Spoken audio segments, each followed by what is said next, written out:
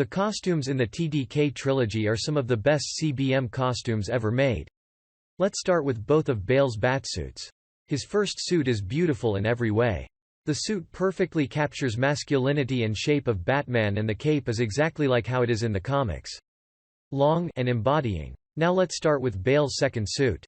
Bale's second suit actually captures an important part of the Batsuit that was not yet addressed in the films: practicality. You see, the suit is the perfect mix of design and practicalness. A suit that not only works extremely well but looks extremely well. Bale's Batsuit is a fresh new great take on it. The design is clean and slick and a marvel of intercut details. Like I said earlier, it perfectly encapsulates two words: Dark Knight. You see, another reason why this makes the suit feels like an actual comic-inspired Batsuit is how it's actually movable, allowing for Nolan to make Bale and his Sting doubles fight and move just like Batman. So, I just saw AJ insult the gloves Batman wore in Batman Begins. That is extremely unacceptable.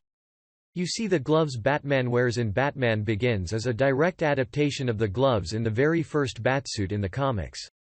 Also, the gloves the On Begins suit are just like gloves worn by forensic scientists. So it only makes sense for Batman to wear gloves like that since he is a detective. The bat symbol on the Batsuit in Batman Begins is just like Jim Lee's famous bat symbol with very few differences. It has the exact same shape and angles of the symbol. Now let's talk about the symbol in TDK. The bat symbol on the TDK suit feels very ancient and symbolic because one of the themes of the trilogy is what Batman means as a symbol. Bale's cowl in Batman Begins is just perfect.